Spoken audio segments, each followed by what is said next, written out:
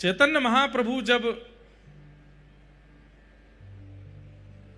जगन्नाथपुरी विराजे, बहुत ध्यान से सुनिएगा, रथ यात्रा का समय आया तो रथ यात्रा, मूल रूप से रथ यात्रा का कारण यह था, जो यहां का कारण है वो कारण क्या है? भगवान इंद्रद्युम्न राजा पर कृपा करने के लिए यहां जगन्नाथ बन करके पधारे। अब आप में से कई लोगों ने कथा सुन रखी है, पर कईयों ने नहीं सुनी। कल मुझे एक व्यक्ति बोले महाराज जी आप कई विषयों पे कह देते हैं कि आपने सुना है, पर हमने नहीं सुना है वो, तो इसलिए आप बोल दिया करो। हमें लगा कि भाई रिपीटेशन क्यों करें, पर कर देते हैं। इंद्रद्युम्न राजा थे, कहते हैं उन्होंने इतनी तपस्या की, सतयुग में उनकी तपस्या प्रारंभ हो गई थी और सतयुग में ही उन्होंने ठाकुर जी का मंदिर निर्माण करा दिया था। ये इंद्रद्युम्न राजा कौन है? श्री अंगद जी महाराज, वही इंद्रद्युम्न राजा के रूप में पधारे, ऐसा भाव करते हैं। या जो विश्ववसु हैं उनको अंगद जी का रूप माना जाता है, दोनों भाव आते हैं। ठाकुर जी की प्रार्थना की कि आप प्रकट हो जाओ। भगवान ने कितने युग प्रतीक्षा करवा करके इनको स्वप्न देकर के कहा कि मैं नीलमणि रूप में विराजमान हूं, नील माधव रूप में विराजमान हूं, लेकिन यह नहीं बताया कि कहां विराजमान हूं। अब तो इंद्रद्युम्न राजा इतने व्याकुल हो गए, कहां है नील माधव, कहां है नील माधव, उन्हें खोजो। ये तो ऐसा हो गया कि अत्यंत प्यासा व्यक्ति पानी मांग रहा था, पानी कहां है, पानी कहां है। आपने कह दिया पानी जो है वो बलिया पंडा में है। अब ढूंढते रहो बलिया पंडा कहां है। आप बैठे दिल्ली, बंबई, कलकत्ता में और वहां हम कह रहे हैं बलिया पंडा में। अब ढूंढ, आजकल तो गूगल बता देता है बलिया पंडा कहां पर, तब तो नहीं था। ठाकुर जी ने केवल इतना कहा कि मैं नील माधव रूप में तुमको मिलूंगा, लेकिन कहां मिलूंगा, कब मिलूंगा, कैसे मिलूंगा, इसकी कोई उद्घोषणा नहीं की। और व्याकुल हो गए। तब व्याकुलता के कारण आपने अपनी पूरी सेना को लगा दिया, बोले ढूंढो कहां है नील माधव भगवान। तभी आपके एक मंत्रिमंडल में थे श्री विद्यापति जी। वो विद्यापति भ्रमण करते करते करते करते एक बीहड़ जंगल में, जहां पर सबर जाति के लोग रहते हैं, जिन्हें कोलभील भी कहते हैं, वहां पहुंच गए। तभी वहां आपको एक परम सुंदरी ललिता नाम की कन्या दिखी। ये ललिता कौन है? ये विश्ववसु सवर की पुत्री थी, और विश्ववसु सवर के यहां ही नीलमाधव भगवान थे। देखो ठाकुर जी कैसी लीला करते हैं, अपना परिचय अपने आप ही कहीं ना कहीं से ठाकुर जी करा देते हैं, लेकिन परिश्रम आपको करना पड़ता है उनकी प्राप्ति के लिए। तो विद्यापति जी जैसी ललिता से मिले, ललिता इतनी सुंदर थी कि दोनों का प्रेम हो गया। ललिता ने जाकर के अपने पिता विश्ववसु जी से कहा कि मैं तो इनसे ही ब्याह करूंगी। विश्ववसु जी बोले ये ब्राह्मण हैं, हमको स्वीकार करेंगे? विद्यापति जी बोले नहीं, मुझे स्वीकार है। और ललिता जी का विश्ववसु जी से ब्याह हो गया। तभी विश्ववसु जी ने अनुभव किया कि रोज इनके ससुर जी, विद्यापति जी ने अनुभव किया कि इनके ससुर जी विश्ववसु सवर वो रोज सुबह कहीं जाते हैं और जब लौट करके आते हैं तो कस्तूरी, चंदन, कपूर, केसर की अद्भुत सुगंधी आती है।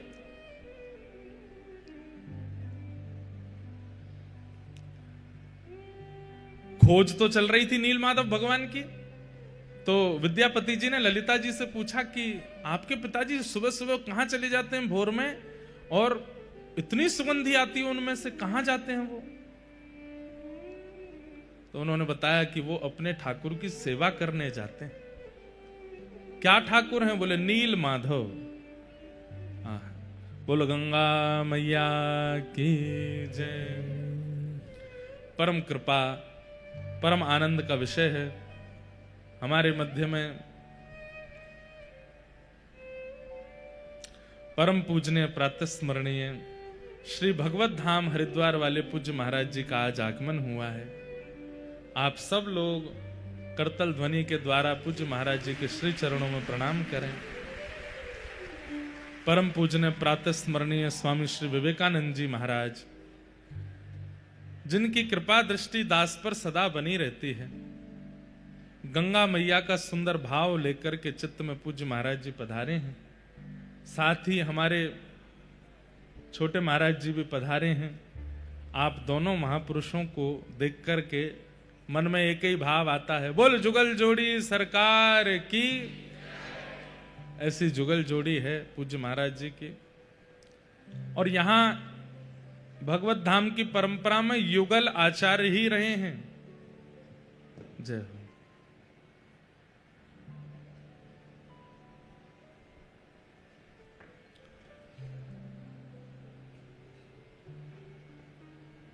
जय जगन्नाथ जय बलदेव, जय जगन्नाथ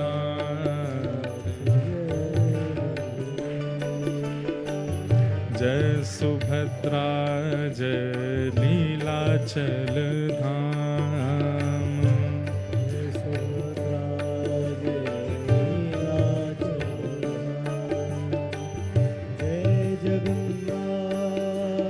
जय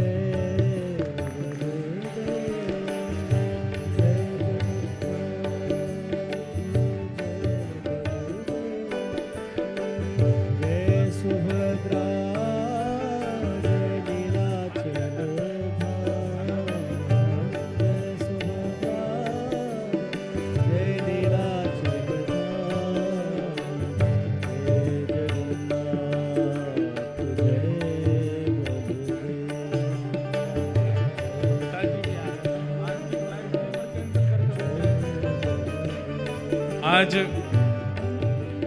पूज्य महाराज जी की तो कृपा हम पर हुई है। एक सरप्राइज और है, हमारे पूज्य गुरुदेव भगवान आज वृंदावन जा रहे थे, लेकिन आज आप सबके प्रेम के कारण रुक गए हैं और आज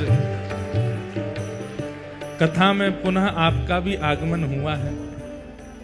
बोलो सदगुरुदेव भगवान की। आज सुबह निकलना था, लेकिन सुबह सुबह हमको खबर मिली कि गुरुदेव भगवान कह रहे हैं हमारा तो मन लग रहा है जगन्नाथपुरी में, हम आज भी रुकेंगे, कल जाएंगे। प्रयच्छति गुरु प्रीतो वैकुंठम योग दुर्लभम। गुरु यदि प्रसन्न हो जाए तो यही मानना चाहिए साक्षात वैकुंठपति नारायण प्रसन्न हुए हैं। जय जगन्नाथ जय बलदेव, जगन्नाथ जय जगन्नाथ जय बलदेव,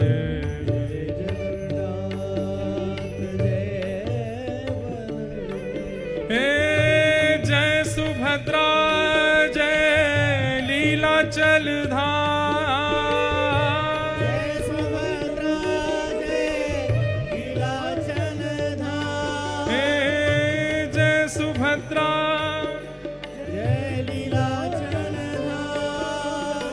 जय जगन्नाथ जय बलदेव, हे जय जगन्नाथ जय बलदेव, जय जगन्नाथ जय बलदेव,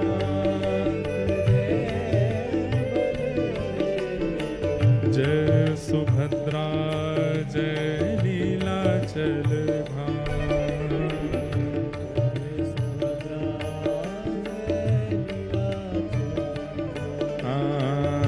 जय सुभद्रा जय लीलाचल धाम।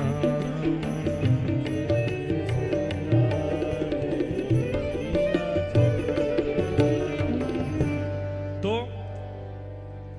आज बड़ी कृपा है। देखो हमारे पूज्य स्वामी श्री विवेकानंद जी महाराज गंगा तट से आए हैं और पूज्य सदगुरुदेव भगवान यमुना तट से आए हैं। तो गंगा जमुना दोनों को मिलन है रहे है। और कहाँ हो रहा है? वैसे तो गंगा जी गंगा सागर में जाकर के ठाकुर जी के चरणों में विलीन होती हैं, सागर में विलीन होती हैं, पर यहाँ यमुना गंगा दोनों संगम होकर के और हम आप सब वैष्णवों को लेकर के श्री जगन्नाथ चरण रूपी सागर में विलीन हो रहे हैं। ये अति आनंद की बात है। हम कथा क्रम में चलें, बहुत ध्यान से सुनिएगा। तो विद्यापति, इनका विवाह किनसे हुआ? ललिता जी के साथ। तो ललिता जी किसकी पुत्री हैं? विश्ववसु सवर की। और विश्ववसु के यहां पर नील माधव भगवान की सेवा होती है गुप्त रूप से। एक बात हम आपसे निवेदन करना चाहते हैं, आप लोग माने तो। हमसे तो यह बात हो नहीं पाई, लेकिन अगर आपसे हो जाए तो करके देख लीजिएगा। अपने सेवा के ठाकुर जी को अति गुप्त कर लीजिए। ना उनका फोटो खींचना है, ना किसी को दर्शन कराने हैं। और जो कक्ष है, जिस कक्ष में ठाकुर जी विराजते हैं, उस कक्ष में कम से कम 1 वर्ष तक प्रयास कीजिए कि कोई नहीं जावे। केवल आप जाओ अपने ठाकुर जी के पास। आप सेवा करो, आप ही भोग पधराओ, आप ही श्रृंगार करो। और जो भी सामग्री लेकर के आते हैं ठाकुर जी के लिए, खिलौने लेके आओ, ठाकुर जी के लिए सखी स्वरूप लाओ, बंगले लेकर के आओ, जो भी लाओ सब बाहर लेकर के आइए, छुपा के लाइए सबको, क्योंकि घर वालों को भी नहीं पता चले क्या आया है। और 1 वर्ष तक अपने ठाकुर जी की आप सेवा बिल्कुल गुप्त रूप से कीजिए, गोपनीय रूप से कीजिए। ना उनकी फोटो कहीं डालिए, ना किसी को दिखाइए। घर के सदस्यों से भी कह दीजिए ये बाहर चित्र लगा हुआ है, इसी में दर्शन कर लो, भीतर नहीं आना है। हो सकता है कलेश भी हो जाए कई घरों में, लेकिन कोई बात नहीं, ठाकुर जी अगर प्रकट हो जाए तो कलेश सह लेना। हम आपको आचार्यों की परंपरा की अनुकूलता से ये बात बता रहे हैं, किसी को मत आने दीजिएगा। 1 साल बाद आप अनुभव करेंगे। 1 साल तो बहुत लंबा होता है। कुछ ही दिनों में आप अनुभव करने लगेंगे कि ठाकुर जी को आप जिस अवस्था में छोड़ के गए, ठाकुर जी उस विपरीत अवस्था में आपको मिलेंगे। आपके संग सेवा, आपके संग लीला करेंगे। क्यों? उसके पीछे कारण है। नित्य ठाकुर जी आपसे मिलते हैं, आप ठाकुर जी से मिलते हो। उससे क्या होगा? ठाकुर जी को यह विश्वास हो गया कि भाई ये प्रचार में नहीं है, ये केवल मेरो है। ये बाहर जाके किसी को बताता भी नहीं है, बाहर से अंदर आके किसी से कुछ कहता भी नहीं है। तो बहुत कठिन है ये सेवा, लेकिन करके देख लो।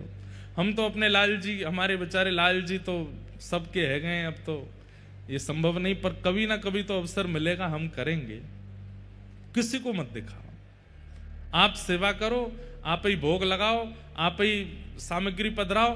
फूल लेके आइए, किलो किलो फूल लेके आओ और छुपा के भीतर ले आए। और भीतर आके अपने आप बंगला बनाया, बंगले में ठाकुर जी को बैठाया, दर्शन आरती करी, उसके बाद सारे फूल उतार करके बाहर पधरा दिए। किसी को दर्शन मत करा। श्रीनाथ जी में 56 भोग लगता है। नाथ द्वार में आप 56 भोग की सेवा कर लीजिए, यजमान बन जाइए। आपको भी 56 भोग पवाते हुए ठाकुर जी का दर्शन नहीं होगा। आपको उस काल, उस घड़ी में भीतर ले जाया जाएगा जब 56 भोग उठ रहा होगा। ठाकुर जी ने कैसे पाया, किसी को देखने का अधिकार नहीं। कितनी उत्सव, कितनी लीलाएं श्रीनाथ द्वारा में ऐसी होती हैं जो सबके सामने होती ही नहीं है, भीतर ही भीतर हो जाती हैं। ठाकुर जी को उससे ये अनुभव होता है कि ये केवल मेरे प्रचार के लिए नहीं है, ये अपने लिए मेरी सेवा कर रहा है। तो ठाकुर जी धीरे धीरे सहज होने लग जाते हैं और फिर कुछ ना कुछ लीला क्रिया करने लगते हैं।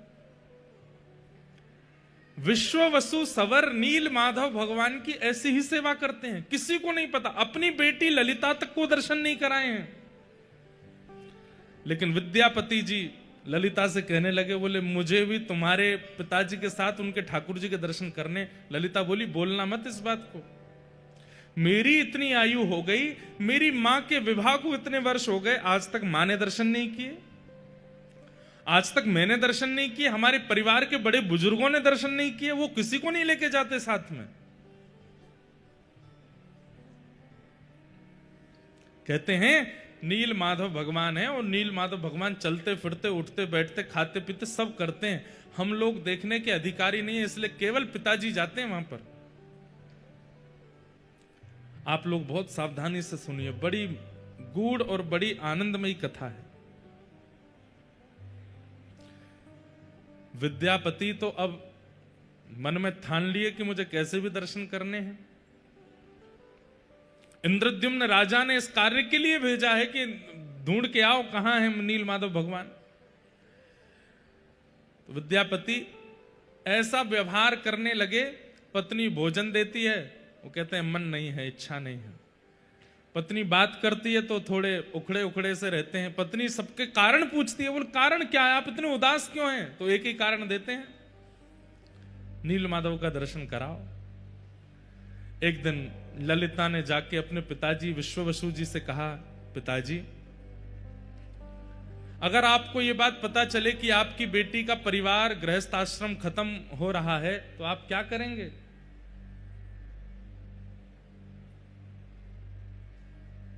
तो आप बोले कि पुत्री के गृहस्थ आश्रम को व्यवस्थित करने के लिए जो करना पड़े करेंगे।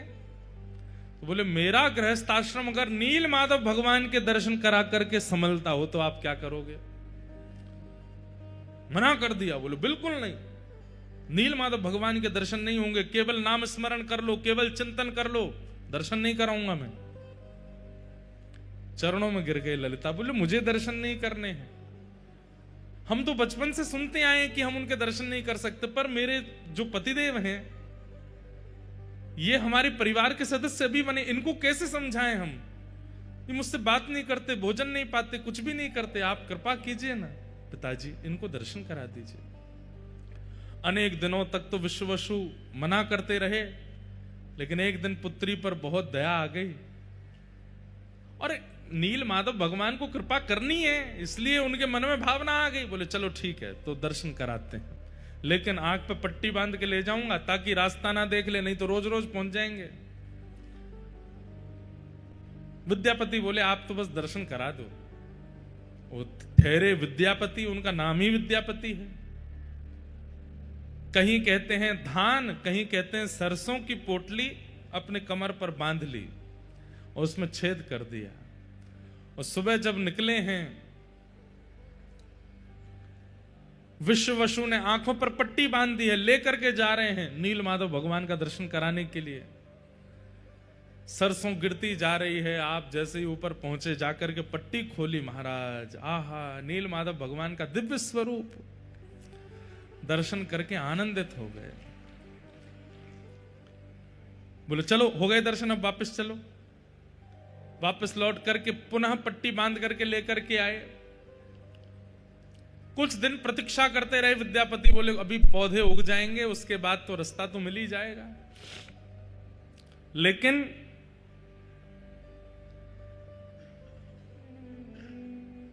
रास्ते के पीछे पीछे जाकर के जब नील माधव भगवान का दर्शन करने लगे, आप अति आनंदित हो गए। आपने तुरंत इंद्रद्युम्न राजा को खबर पहुंचवा दी कि महाराज नील माधव भगवान मिल गए।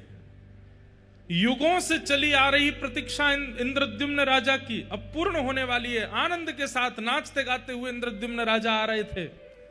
तभी क्या हुआ, कहीं कहते हैं नील माधव भगवान अंतर ध्यान हो गए, कहीं कहते हैं देवता उनको लेकर के चले गए, क्योंकि वो जो रास्ता बनाया था सरसों डाल करके वो देवताओं को भी तो पता चल गया था।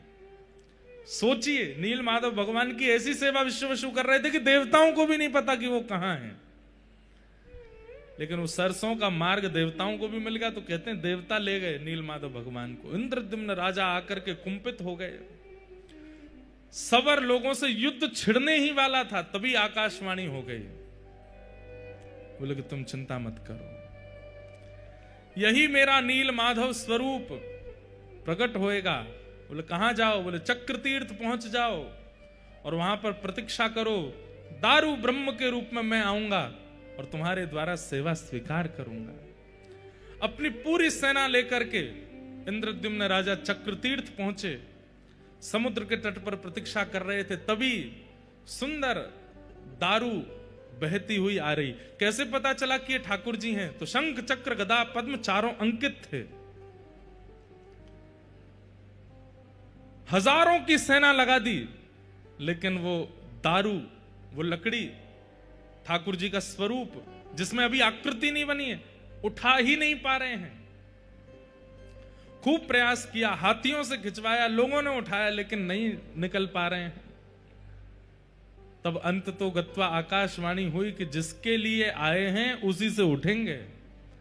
तब इंद्रद्युम्न राजा, मतलब मानो मान हनन कर रहे हैं इंद्रद्युम्न का, राजा नहीं हो तुम, अब हम तुम्हारे यहां आए, अब तुमको सेवक बनना पड़ेगा।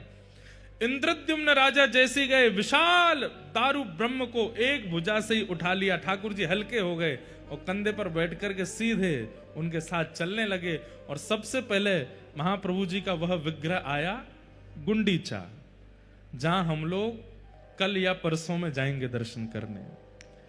एक प्रकार से ठाकुर जी की वहां जन्म वेदी कहा जाता है उसको, ठाकुर जी का मायका भी कहते हैं, घर भी कहते हैं।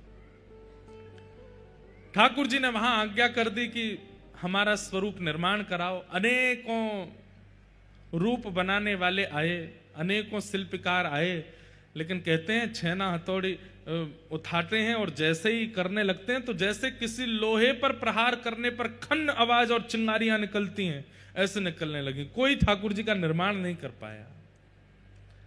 तभी वहां एक विशेष परिवार के सदस्य, जिनका परिवार आज तक ठाकुर जी का स्वरूप निर्माण करता है, वे आए। उन्होंने आकर के ठाकुर जी का स्वरूप बनाया, लेकिन उन्होंने नियम रख दिया कि मैं एकांत में बनाऊंगा। दूसरी बात, आप बार बार आकर के डिस्टर्ब नहीं करेंगे, देखेंगे नहीं, एकांत में बैठ करके ठाकुर जी का स्वरूप निर्मित होगा। हमें कैसे पता चलेगा कि ठाकुर जी बनने? बोले आप बाहर से आवाज सुनते रहना, अंदर छेनी हथौड़ा की आवाज आती रहे, उससे पता चलेगा कि ठाकुर जी बनने हैं।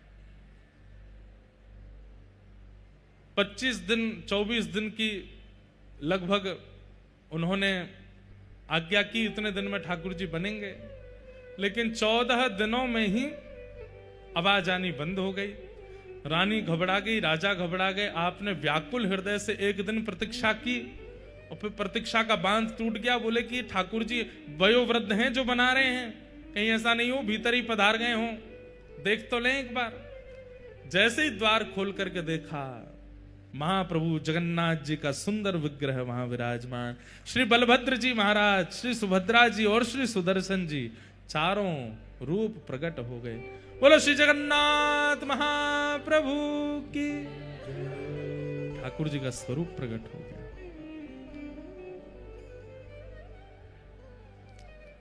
लेकिन इंद्रद्युम्न राजा घबरा गए। हाय राम, ये मैंने क्या किया? अभी पूर्ण तिथि पूरी हुई नहीं, उससे पहले ठाकुर जी का मंदिर खोल दिया, तो अधूरे ठाकुर जी रह गए। कैसे नेत्र हैं, कैसा मुख है, हाथ भी नहीं बने हैं, उदर भी नहीं बना है, ठाकुर जी तो अधूरे रह गए। तभी ठाकुर जी ने आकाशवाणी करते हुए कहा, नहीं इंद्रद्युम्न राजा, ये परिपूर्ण स्वरूप है। बाकी के स्वरूप मानव दर्शन के लिए हैं, इसलिए उनमें हस्त कमल, चरण कमल, नासिका, कान सबका दर्शन होता है। परंतु ये तो श्री राधा भाव, विरही भाव विगलित स्वरूप है। ब्रजवासियों के विरह में, द्वारिका में मेरा श्री अंग पिघल गया था। वही स्वरूप मैंने नारद जी को आज्ञा करके कहा था कि मैं कलयुग में प्रदान करूंगा सब जनमानस को दर्शन कराने के लिए। वही ब्रजवासियों के विरह में मेरा प्रेम विगलित स्वरूप ही यहां जगन्नाथ बन करके आया है। इसलिए तुम इनको अधूरा मत समझो, ये मेरा परिपूर्ण श्री राधा भाव परिपूर्ण स्वरूप है मेरा, इन्हें स्वीकार कर। आहा, अब सतयुग में बना हुआ मंदिर, उसमें ठाकुर जी को विराजमान करना था। रथ का निर्माण हुआ और जैसे ही रथ पर आरूढ़ होकर के महाप्रभु जगन्नाथ जी वापस श्री मंदिर की ओर आने लगे, कहते हैं गुंडीचा महारानी रथ के आगे लेट गई। जिस प्रकार श्री ठाकुर जी वृंदावन से मथुरा गए थे तो गोपियों की स्थिति हुई, वैसी गुंडीचा महारानी की हो गई कि आप मेरा घर छोड़ के क्यों जा रहे हैं नाथ? आप यहां से क्यों वापस जा रहे हैं? राजा के समझाने पर भी गुंडीचा नहीं मानी, अनेक विद्वानों के द्वारा समझाने पर भी गुंडीचा नहीं मानी। तो कहते हैं महाप्रभु जगन्नाथ जी सचल हो गए और रथ से उतर करके नीचे आए और आकर के गुंडीचा को हृदय से लगाया और कहा, मां आप चिंतित क्यों होती हो? बोले मैं कैसे रहूंगी, आप मेरा घर छोड़ के जा रहे हैं। तो महाप्रभु जगन्नाथ जी बोले, मां विश्व कल्याण के लिए, जगत कल्याण के लिए मेरा श्री मंदिर में जाना आवश्यक है। मैं घर पर बैठ करके जगत कल्याण नहीं कर पाऊंगा, मुझे मंदिर में जाना पड़ेगा। वहीं आकर के सब, अब यहां तो घर है, आज की बात होती तो गुंडीचा में भी दर्शन करते लोग, लेकिन उस समय में लोग कहीं ना कहीं विचार तो करते गुंडीचा तो घर है, राजा का निवास है, यहां पर कौन जाए कौन नहीं जाए, कहीं इस कारण से लोग दर्शन करने नहीं आए तो। और पूरी व्यवस्था और पूरे नियम से वो मंदिर बना है, सतयुग युग का बना हुआ मंदिर है, उसमें मुझे विराजना है मां। पर मैं वचन देता हूं, हर साल स्नान पूर्णिमा के 15 दिन बाद मैं स्वयं रथ पर आरूढ़ होकर के आपके घर आऊंगा और फिर यहीं रह करके अपनी मां के द्वारा प्रदत्त किए गए लालन पालन भोग सामग्री सबको स्वीकार करूंगा। साल भर तो मैं जगत कल्याण के लिए मंदिर में विराजूंगा, पर साल में एक सप्ताह के लिए मैया मैं आपके पास आऊंगा, आप चिंतित मत हो। गुंडीचा मैया फिर भी नहीं मानी, बोले आप तो ऐसे ही आश्वासन यशोदा मैया को दिए थे कि परसों आ जाऊंगा, और परसों के बरसों बीत गए, आप लौट करके नहीं आए। तब भगवान ने गुंडीचा मैया को हृदय से लगाया, और हृदय से लगाते ही गुंडीचा मैया को यह भाव दिखाया कि मैया आप कोई और थोड़ी हो, आप यशोदा ही तो हो, यशोदा ही तो गुंडीचा के रूप में आई हैं, ये नंद बाबा ही श्री नील इंद्रद्युम्न राजा के रूप में आए हैं। मैंने जो वचन दिया था कि मैं आऊंगा, वो मैं जगन्नाथ वेश में पूरा करूंगा, आप यहीं विराजो। ये गुंडीचा वृंदावन है और श्री मंदिर द्वारिका है, और मैं द्वारिका से निश्चित यहां आऊंगा और आकर के आपको सुख प्रदान, अपना वचन निभाऊंगा। ठाकुर जी वर्षों पूर्व दिए गए द्वापर के वचन को निभाते हैं रथ यात्रा करके। ठाकुर जी ने कहा था कि मैं आऊंगा ब्रजमंडल, और ठाकुर जी जाते हैं। इंद्रद्युम्न राजा और गुंडीचा मैया दोनों चरणों में बैठ गए। भगवान बोले वरदान मांगिए, क्या चाहिए। इंद्रद्युम्न राजा ने वरदान मांगा कि हमारा वंश आगे ना बढ़े। क्या मांगा? हमारा वंश आगे ना बढ़े, ऐसी कृपा करो। और ठीक उसी समय गुंडीचा मैया ने क्या मांगा? हमें एक संतान हो जाए, एक पुत्र हो जाए। नीलाद्रीनाथ जगन्नाथ भगवान हंसने लगे, बोले कि ये क्या कह रहे हैं आप दोनों। इंद्रद्युम्न राजा ने पत्नी की ओर देखा, बोले क्या मांग रही हो तुम ठाकुर जी से? बोले मैं तो संतान मांग रही हूं। आप क्या मांग रहे हो? बोले मैं तो कह रहा हूं कि संतान ही नहीं हो। अब पति पत्नी दोनों विपरीत अवस्था मांगेंगे। ठाकुर जी बोले कैसे पूरी होगी? इंद्रद्युम्न राजा कह रहे हैं संतान नहीं चाहिए, और गुंडीचा मैया कह रही है संतान चाहिए। दोनों में वहीं पर ही महाराज द्वंद्व सा होने लगा। संतान चाहिए, वो बोले संतान नहीं चाहिए, संतान चाहिए, संतान नहीं चाहिए। ठाकुर जी बोले बस बस बस रुको, हम तुम्हारा समाधान करते हैं। इंद्रद्युम्न राजा को संतान नहीं चाहिए, आपकी पत्नी गुंडीचा को संतान चाहिए। अब ये तो एक ही क्रिया से पूर्ण हो सकता है। बोले क्या? मैं ही आपकी संतान बन जाता हूं। आज के बाद आप पूरे विश्व में कह दीजिएगा कि कितने बालक हैं? बोले 3 बालक हैं, 2 लाला 1 लाली। लाला कौन है? बोले बलभद्र और श्री जगन्नाथ हमारे लाला हैं, और श्री सुभद्रा जी हमारी लाली हैं। बंधुओं, आज भी महाप्रभु जगन्नाथ संभवतः आगामी चतुर्दशी को, कब है चतुर्दशी? आज है कि कल है? कल है संभवतः। चतुर्दशी को आज भी महाप्रभु जगन्नाथ जी इंद्रद्युम्न राजा का श्राद्ध करते हैं, क्योंकि वे मेरे पिता हैं। ब्राह्मण भोज कराते हैं। आज भी महाप्रभु जी अपने पिताजी का स्मरण करके अपने पिता भाव की पूर्ति करते हैं। हाँ? मार्गशीर्ष में श्राद्ध करते हैं तृतीया को। हाँ? 3 दिन तक श्राद्ध करते हैं अपने पिताजी का स्मरण करके। महाप्रभु जगन्नाथ जी आज भी इंद्रद्युम्न राजा का स्मरण करते हैं, ब्राह्मण भोज कराते हैं, दक्षिणा वितरण करते हैं, अपने पुत्र धर्म का निर्वहन करते हैं। परमात्मा होते हुए पुत्र धर्म का निर्वहन करते हैं, और हम जीवात्मा होते हुए भी पुत्र धर्म का निर्वहन नहीं करते।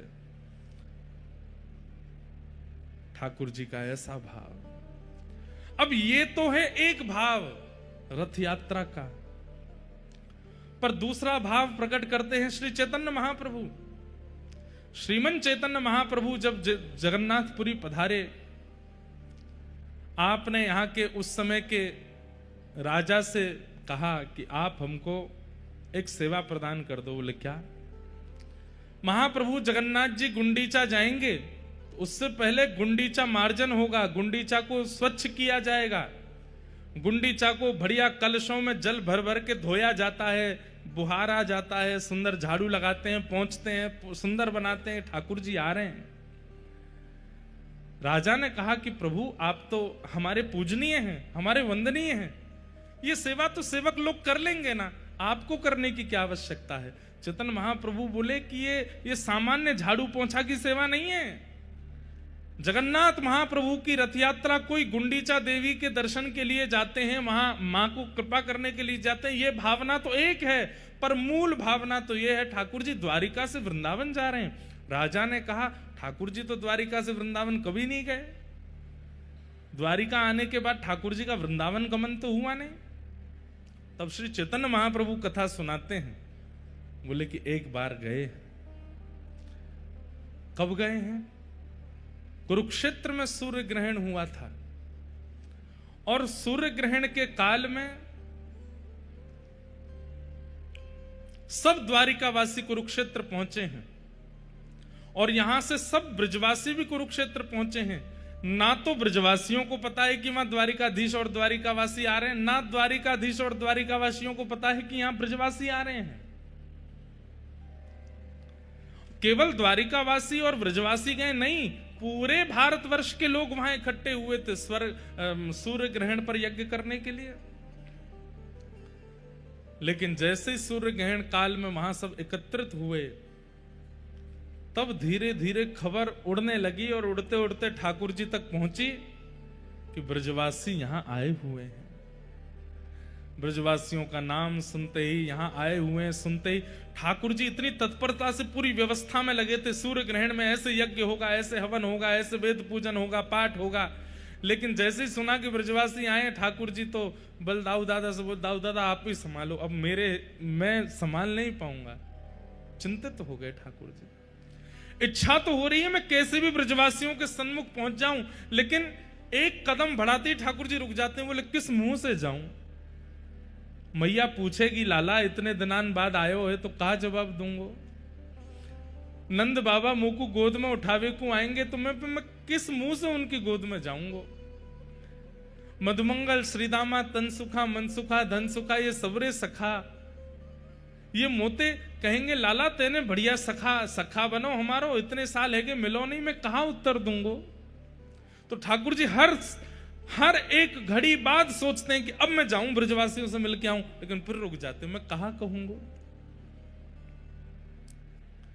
सूर्य ग्रहण का समय आया, सुंदर स्वर्ण के सिंहासन पर ठाकुर जी को विराजमान किया गया। भारतवर्ष के कोने कोने से विप्रदेव आए हैं, कोई तुलसी अर्चन कर रहे हैं, कोई सहस्त्र कमल अर्चन कर रहे हैं, कोई पुष्प अर्चन कर रहे हैं, कोई रत्न अर्चन कर रहे हैं। सब ठाकुर जी के चरणों में कहीं से तुलसी चढ़ाई जा रही है, कहीं से पुष्प चढ़ाए जा रहे हैं। पर ठाकुर जी उस समय केवल नेत्र बंद करके ये बार बार विचार कर रहे हैं कि मैं परमात्मा हूं, मुझे कृपा करनी है। लेकिन बार बार ठाकुर जी भूल जाते हैं कि मैं परमात्मा हूं, फिर सोचते हैं मैं तो लाला हूं। यहां ब्रजवासी बाहर डोल रहे होंगे, यशोदा मैया नंद बाबा यहीं कहीं आसपास ही होंगी। जोर से सुगंधी भीतर लेते हैं कि वायु में कहीं नंद बाबा की हृदय की, यशोदा मैया की हृदय की सुगंधी मुंह को आ जाए।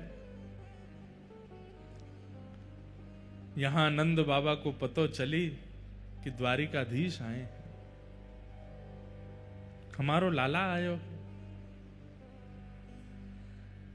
नंद बाबा ने धीमे से जाकर के ये खबर यशोदा मैया को सुनाई। बोली अरी मेहर एक बात बताऊं? बोले कहा, हमारो लाला कन्हैया वो कुरुक्षेत्र में है। ये सुनते ही यशोदा मैया तो उठ खड़ी हुई, नेत्रों से कम दिखाई देता है। कहा सुनी मैंने, लाला कुरुक्षेत्र आयो है? बोले हाँ मेहर, लाला कुरुक्षेत्र में। भाव विह्वल हो गई, हाथ पकड़ लिए नंद बाबा के, बोले मुझे एक बार दिखाए दो, मुझे एक बार मिलाए दो। अब यहां नंद बाबा संकोच कर रहे हैं। यशोदा 100 से भी अधिक वर्ष हो गए हैं लाला को गए भय, और मैं और मेरे तेरे हृदय को भाव तो है ही कि लाला से मिलना है, पर वास्तविकता तो अब सबसे छुपी नहीं है कि लाला मूल रूप में बेटा तो देवकी वसुदेव को है ना, और अब तो वो द्वारिका को राजा बन गयो है, सब वाकू राजा महाराजा कह करके पुकारे हैं। हमने तो सुनी है 16,108 ब्याह है गए, बड़े बड़े राजघराने की कन्यांते वाको ब्याह भयो है। हम भोरे भारे से ब्रजवासी जामेंगे, हमको देख करके कहीं लाला को संकोच है गए हो तो कैसे जाएंगे। यशोदा मैया बोली यही संकोच को चिंतन करते करते जीवन निकल जाएगो। अरे मेरी एक इच्छा पूरी कर दो बस, अब पता ना कब प्राण चले जाए, एक बार लाला को, एक बार मेरे कन्हैया को मुंह को दिखाए दो। मैं देखना चाहूं लाला के नैन नक्श अबहु वैसे ही हैं, हाथ पांव वैसे ही हैं कि कछु परिवर्तन आ गयो है, एक बार तो दिखाए दो। और श्री नंद यशोदा अति वृद्ध हैं, दोनों धीमे धीमे हाथ पकड़ करके जा रहे हैं, पूछते जा रहे हैं भैया ये द्वारिका वासी इनको शिविर कहां है। ये कथा श्री चैतन्य महाप्रभु सुना रहे हैं यहां के राजा को, और बता रहे हैं कि मूल रूप से रथ यात्रा क्यों होती है।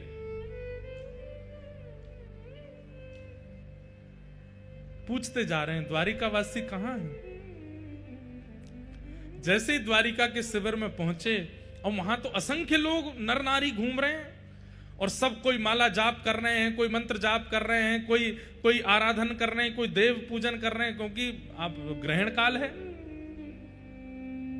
नंद बाबा जाके बोले भैया हमारो कन्हैया कौन से कमरा में है, हमारो कन्हैया कौन से शिविर में है, हमारो कन्हैया कहां बैठो है। द्वारिका के लोग बोले कौन कन्हैया। अरे हमारो गोपाल। बोले कौन गोपाल। अरे हमारो लाला। बोले कौन लाला। अरे तुम्हारो द्वारिकाधीश। तो ऐसे बोलिए ना, क्या आप कन्हैया बोल रहे हैं, गोपाल गोविंद क्या बोल रहे हैं। राजा धीराज महाराज गौ ब्राह्मण प्रतिपालक वसुदेव नंदन देवकी नंदन श्री कृष्ण चंद्र भगवान, ऐसे कहिए। अब हम ते तो भैया बोले को ना इतना लंबो चौड़ा, हम तो वृंदावन ते आए, हम तो कन्हैया गोपाल गोविंद ही बोले, कहाँ हैं। अच्छा, उस सामने सभागृह है ना, वहां पर असंख्य ब्राह्मण देव उनकी अर्चना कर रहे हैं। आप लोग जाइएगा, कोने में खड़े होकर दर्शन कर लीजिएगा, अभी ग्रहण काल है, आराधना चल रही है, वहां पर विक्षेप मत कीजिएगा। नंद यशोदा बोले हाँ ऐसे ही करेंगे। ऐसी सभा थी, असंख्य लोग बैठे थे, और दूर आकर के नंद बाबा यशोदा मैया पीछे खड़े है गए। नंद बाबा ने प्रथम दृष्टि में जैसे ही ठाकुर जी को देखा, ठाकुर जी की अवस्था 100 वर्ष के आसपास हो गई है, लेकिन ठाकुर जी का यौवन आज भी बाल कृष्ण की तरह है, आज भी वैसे ही कमल नेत्र हैं, आज भी ठाकुर जी के गुलाबी गाल हैं, आज भी अभी तक मुख पे रेशे प्रकट नहीं हुए हैं, ये दाढ़ी मूछ आदि अभी ठाकुर जी के आई नहीं है। रोने लगे नंद बाबा। यशोदा मैया बोली कहां भयो। बोले अरे यशोदा तुमको तो दिखेगो नहीं, लाला सामने ही बैठो है, मुंह को दिख रहा है। यशोदा मैया तो व्याकुल लगी, मुंह को लेके चलो, मुंह को समीप लेके जाओ, मैं देखूंगी लाला को। ना अभी मना करिए ना, सबन ने पीछे खड़ी रही। यहां यशोदा मैया थोड़ी हट करने लगी, जिद करने लगी, पीछे के लोग थोड़े से अव्यवस्थित जैसे हो गए, सब कहने लगे थोड़ी शांति रखिए, ठाकुर जी की आराधना चल रही है। और वो शांति कराते कराते कराते थोड़ी आगे तक आवाज आई तो भगवान के नेत्र खुले कि ये ऐसी अव्यवस्था कहां हो रही है। और जैसे ही ठाकुर जी ने नेत्र खोल करके पीछे देखा, 80 बरस के थे नंद बाबा जब लाला भये, आज कितनी अवस्था है ठाकुर जी की। नंद बाबा 200 वर्ष के आसपास है, बड़ी दाढ़ी, वयोवृद्ध स्वरूप है गए है नंद बाबा को। जैसे ही ठाकुर जी ने नंद बाबा देखे, और नंद बाबा के बगल में खड़ी भाई यशोदा मैया हट कर रही है, मुंह को लाला से मिलना है। ये दृश्य जैसे ही ठाकुर जी ने देखा, आराधना तो सब भूल गए। वहां पर जितने ब्राह्मण खड़े, हाथ में रत्न की आराधना, कोई तुलसी की आराधना, कोई कमल की आराधना, वेद मंत्र बोल रहे हैं, साक्षात वेद प्रकट होकर के ठाकुर जी की आराधना कर रहे हैं। ठाकुर जी तो सब भूल भाल गए, तुरंत कूदे हैं अपने सिंहासन से और दौड़ करके गए और जाकर के मैया मैया मैया कहते हुए ठाकुर जी गए और जाकर के श्री यशोदा मैया की गोद में अंग में अंक से लगाया नहीं है। जैसे एक छोटा बालक दौड़ करके बहुत दिन बाद परदेश से आए हुए पिता की गोद में उछल करके लपक जाता है, गोद में चढ़ जाता है, ऐसे ही ठाकुर जी यशोदा मैया की गोद में चढ़ गए ऊपर। अपने दोनों पैरन से मैया की कमर पकड़ ली, हाथन से मैया को अंग पकड़ लियो और रुदन करने लगे, मैया की गोद में चढ़ गए।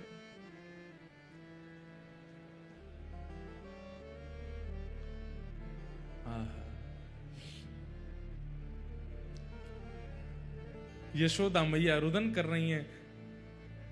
इतनी अवस्था ठाकुर जी की हो गई, 16,108 ब्याह हो गए, प्रत्येक पत्नी से संतान भी हो चुकी हैं और संतानों के भी ब्याह हो चुके हैं। उस अवस्था में ठाकुर जी यशोदा मैया की गोद में चढ़ गए और मैया की गोद में जाते बहुत देर तक तो रुदन करते रहे और थोड़ी देर बाद मैया के वक्ष पर अपना हाथ फेरन लगे और बोले, मैया मुझे बहुत दिना से भूख लग रही है, मैं अभी तक तृप्त ना भय हूं, मैया मुझको अपना दूध पिवा, अब ही पिवा। अब द्वारिकाधीश नहीं है, अब वृंदावन चंद है। छोटे से लाला को जैसे गोद में मैया लेती है, ऐसे ही ठाकुर जी को लेकर के बीच आंगन में बैठ गई। चारों तरफ द्वारिकावासी देख रहे हैं, नंद बाबा खड़े हैं बगल में और श्री यशोदा मैया लाला को अपने पयोधर का पान करा रही हैं। 200 वर्ष की वयोवृद्धा यशोदा मैया ने जैसे ही अपना पयोधर ठाकुर जी के मुख में दिया, अपने आप दुग्ध प्रकट होने लगा और ठाकुर जी दूध पान कर रहे हैं। रुक्मणी जी घुटनों पर बैठे बैठे रुदन कर रही हैं। सत्यभामा, जामवती, जितनी सब भगवान की पटरानियां हैं, इस दृश्य को देखकर के कोई आश्चर्यचकित हो रही है, ये क्या देख रहे हैं हम। सबके कान में खबर पड़ी कि यशोदा मैया है। जैसे ही पता चला यशोदा मैया, सब द्वारिकाधीश, द्वारिका के लोग अपने अपने स्थान पर ही दंडवत प्रणाम करने लगे। यशोदा मैया की जय हो। यही है यशोदा मैया।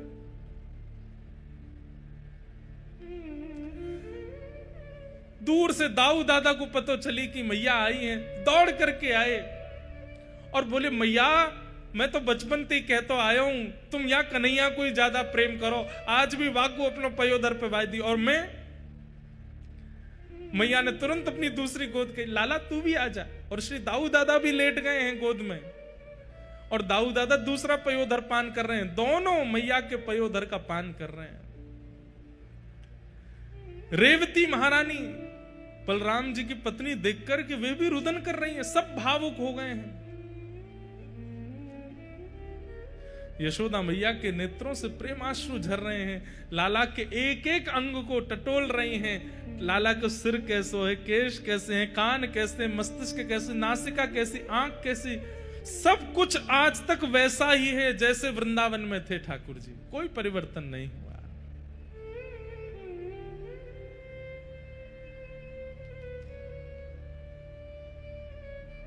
देवकी मैया को पता चली कि यशोदा जी आई हैं।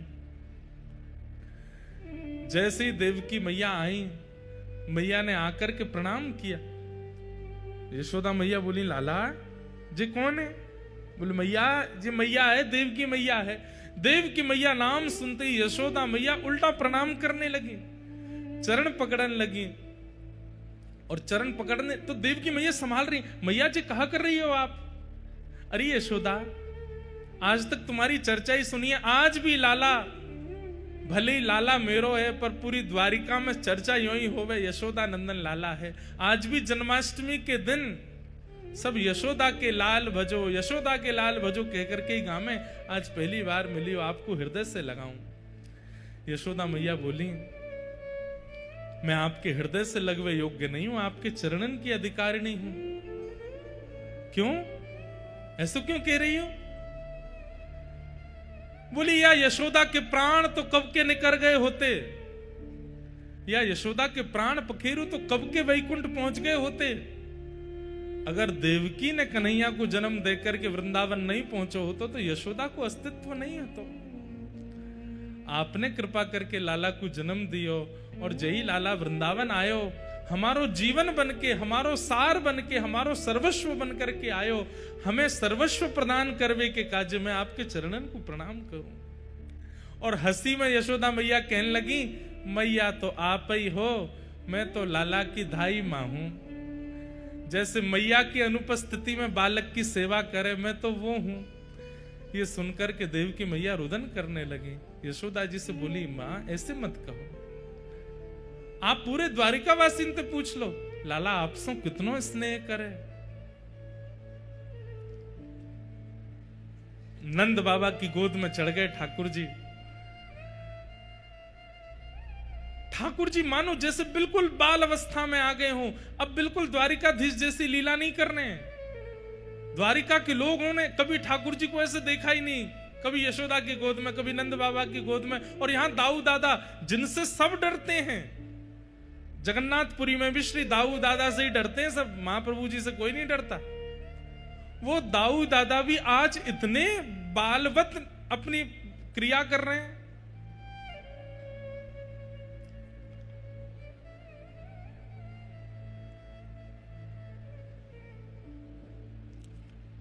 तभी ठाकुर जी के कान में खबर पड़ी, श्री राधा रानी भी आई हैं।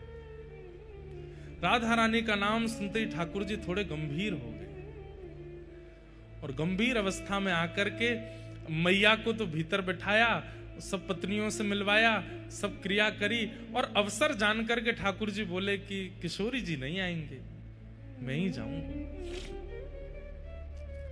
यहां किशोरी जी सब सखियों के साथ बैठी हैं।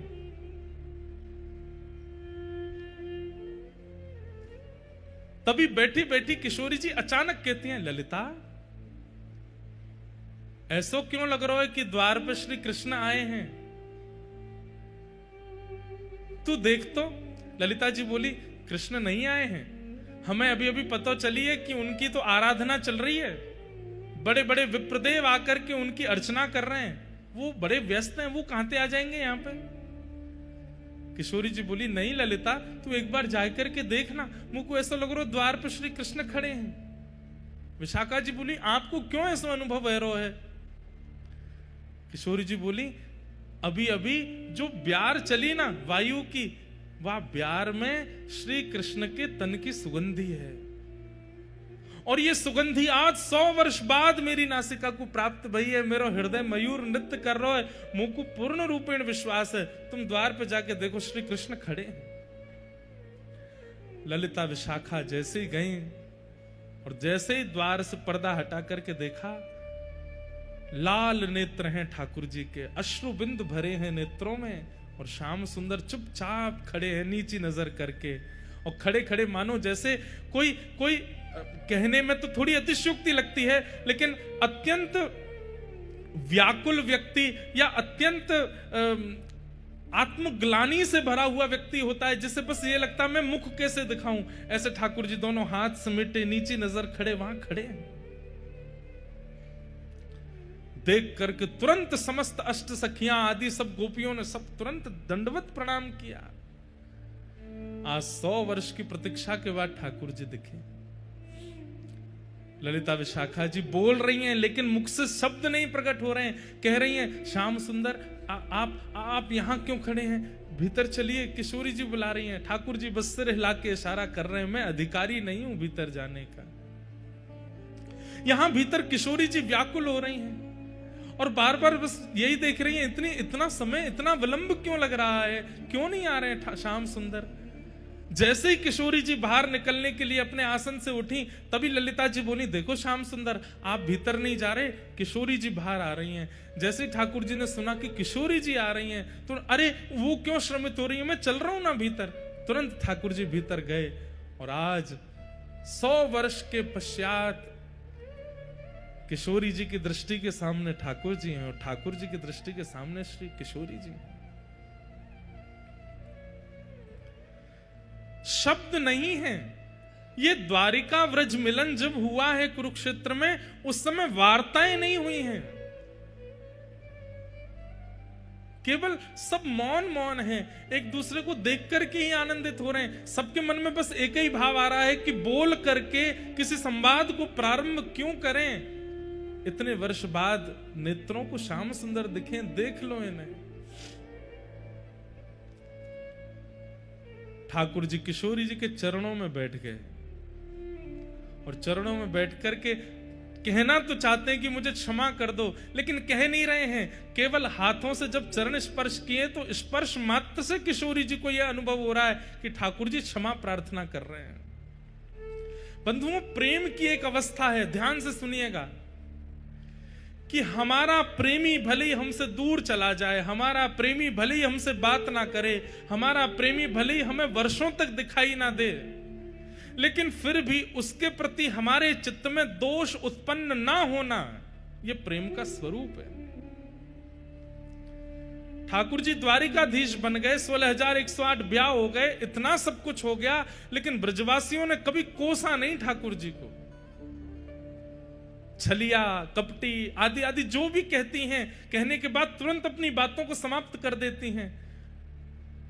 जोई जोई प्यारो करे सोई मोहे भावे, भावे मोहे सोई जोई सोई सोई करे प्यारे। श्री हितरवंश महाप्रभु हित चतुराशी जी के प्रथम पद में कहते हैं, प्रेम का स्वरूप क्या है? ठाकुर जी जो करें, प्रेमी हमारा जो करे, हमें सब स्वीकार है। ब्रजवासियों ने कभी शिकायत नहीं की ठाकुर जी से। आज 100 वर्ष थोड़े होते हैं, यहां कोई 10 दिन हमसे बात ना करे तो हम लोग उसके प्रति व्यंग कसने लगते हैं। 100 वर्ष बाद ठाकुर जी मिले हैं, फिर भी किशोरी जी, सब गोपियां, सखियां, नंद बाबा, यशोदा, किसी ने शिकायत नहीं की ठाकुर जी से। यह प्रेम का स्वरूप है। ठाकुर जी जिस प्रकार किशोरी जी के चरण कमलों का स्पर्श कर रहे हैं, किशोरी जी समझ गई हैं कि ये मुझसे क्षमा प्रार्थी हो रहे हैं। तुरंत किशोरी जी नीचे बैठ गई, हाथ पकड़ लिए, बोले आप क्या कर रहे हैं? ये इस प्रकार आप चरण क्यों छू रहे हैं? ठाकुर जी कह रहे हैं, मुझे बहुत आत्मग्लानि हो रही है। आप ब्रजवासियों को जो कष्ट, जो पीड़ा, जो विरह मैंने दिया है, उस विरह से मुझे बहुत कष्ट हो रहा है।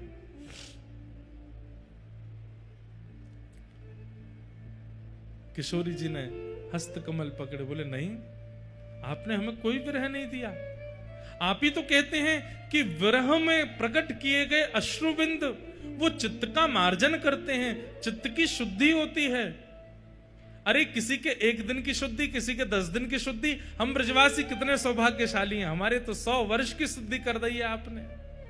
और ये 100 वर्ष की शुद्धि हमारी नहीं है श्याम सुंदर, हमारे आने वाली पीढ़ी व्रज में जितने भी लोग जन्म लेंगे युगों युगों तक, चाहे वो कोई क्रम करें, नियम करें, अनुष्ठान करें, चाहे ना करें, वो फिर भी शुद्ध ही रहेंगे, क्योंकि उनके बट का भी रुदन हम ब्रजवासियों ने कर लिया है। वे परम पवित्र रहने वाले हैं। इसलिए ब्रजवासी सर्वपूज्य है। बड़े बड़े मठाधीश भी प्रणाम करते हैं ब्रजवासियों को। क्यों? ब्रजवासियों के बटके अश्रुबिंद ब्रजवासियों ने उस समय में बहा दिए, पवित्र हो गया है सबका चित्त। और जो आत्मग्लानि के कारण ठाकुर जी बहुत असहज हो रहे थे, किशोरी जी ने तुरंत हस्तकमल पकड़ा और सब गोपियों से कहा, अरे 100 वर्ष है गए, श्रृंगार पेटी खुली नहीं है, आज श्रृंगार पेटी खोलो। और 100 वर्ष बाद आज पहली बार श्रृंगार पेटिका खुली है। ललिता जी चंदन घिस रही हैं, विशाखा जी आदि सब सखियां सुंदर सुंदर रत्न लेकर के आ रही हैं, सुंदर सुंदर पुष्प के आभूषण लेकर के आ रही हैं। और श्री किशोरी जी श्याम सुंदर को वृंदावन चंद के रूप में श्रृंगार कर रही हैं। अभी तक तो द्वारिकाधीश बनते हैं, लेकिन आज वृंदावनाधीश बन रहे हैं। किशोरी जी श्रृंगार कर रहे हैं। हो तो दासी नित्य तिहारी, हो तो दासी नित्य तिहारी। बहुत सुंदर पद है। और बंधु आपको जान के आश्चर्य होगा, महाप्रभु जगन्नाथ जी आज भी इस पद को सुनते हैं। षोडश गीत श्री हनुमान प्रसाद पोद्दार जी के द्वारा लिखे गए ये 16 पद, जिसमें एक पद ठाकुर जी गाते हैं किशोरी जी के लिए, दूसरा पद किशोरी जी गाती हैं ठाकुर जी के लिए। उसमें ये पद मुझे अति प्रिय है और महाप्रभु जगन्नाथ जी को भी बहुत प्रिय है। किशोरी जी गा रही हैं ठाकुर जी को सहज करने के लिए। हो तो दासी नित्य तिहारी, हो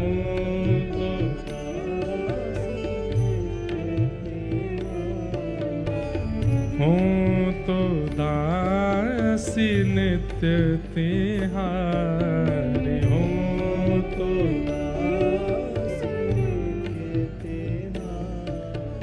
हो तो दासी नित्य तिहारी, हो तो दासी नित्य तिहारी। प्राणनाथ जीवन धन मेरे, प्राणनाथ जीवन धन मेरे, प्राणनाथ जीवन धन मेरे, प्राणनाथ जीवन धन मेरे। हो तुम पे मैं बलिहारी,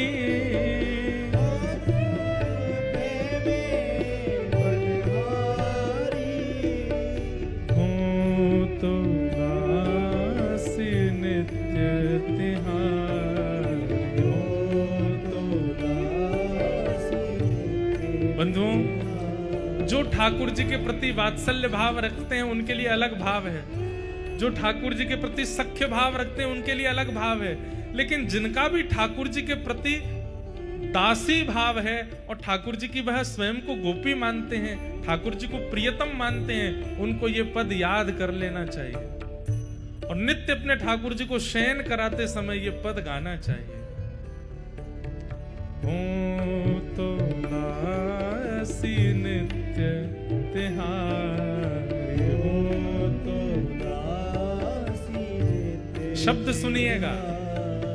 चाहे तुम अति प्रेम करो, चाहे तुम अति प्रेम करो, तन मन सो मोह बिसराओ, तन मन सो मोह बिसराओ। आप स्वीकार करो तो भी मैं राजी हूं, आप मुझे ठुकरा दो तो भी मैं राजी हूं।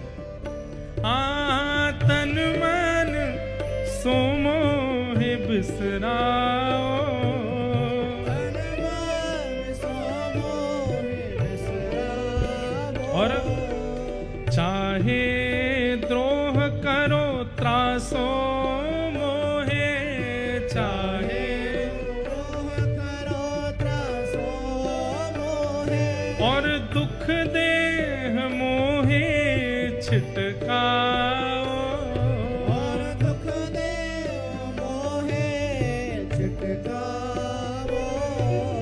हो तो दासी नित्य तिहारी, हो तो दासी नित्य तिहारी, हो तो दासी नित्य तिहारी, हो तो दासी नित्य तिहारी। तुमरो सुख ही है मेरो सुख, तुमरो सुख ही है मेरो सुख, आन न कछु सुख जानो, आन न कछु सुख जानो। जो तुम सुखी हो मेरे दुख में, जो तुम सुखी हो मेरे दुख में, अनुपम सुख हो मानो, अनुपम सुख हो मानो।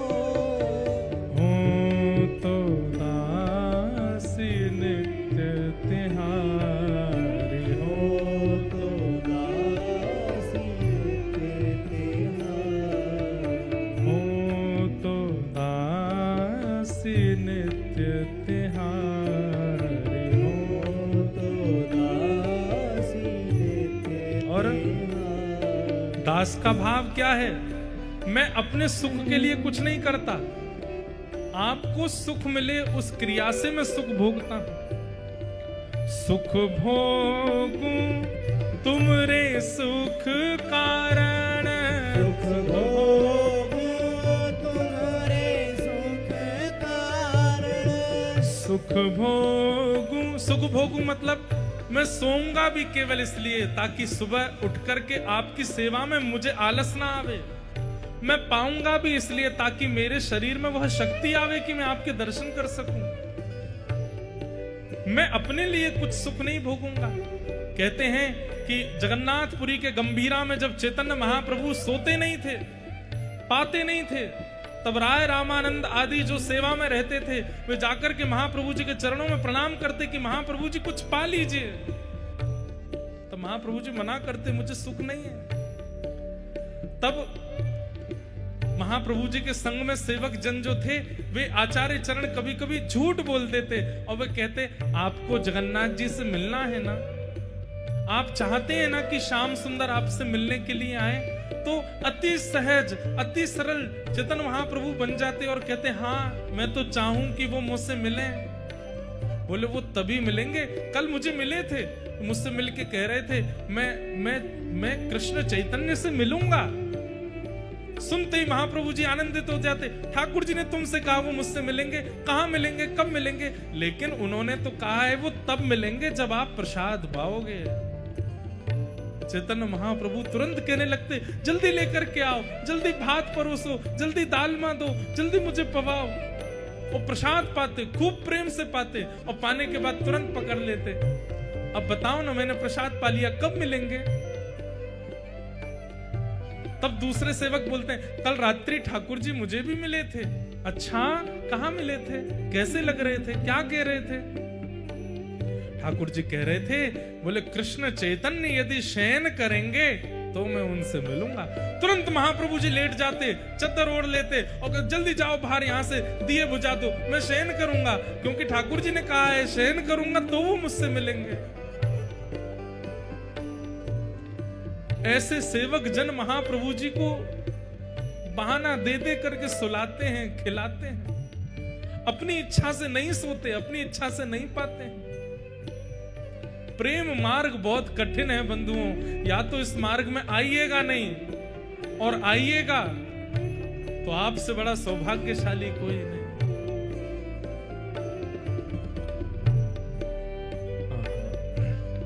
सुख भोगू तुमरे सुख कारण, सुख भोगू तुम्हारे सुख कारण। और न कछु मन मेरे, और न कछु मन मेरे।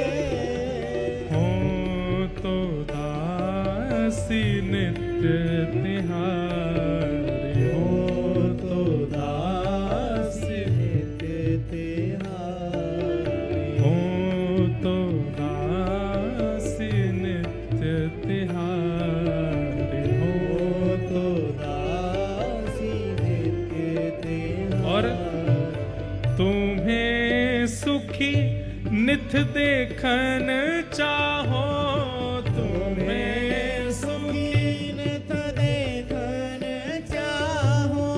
तुम्हें सुखी नित देखन चाहो, तुम्हें सुखी नित देखन चाहो।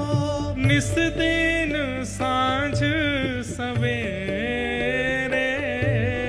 निस दिन साँझ सवेरे। तुम्हें सुखी देखन हित, तुम्हें सुखी देखन हित। निज तन मन को सुख देने, निज तन मन को सुख देने। हो तो दासी नित्य प्यारी, हो तो दासी नित्य प्यारी।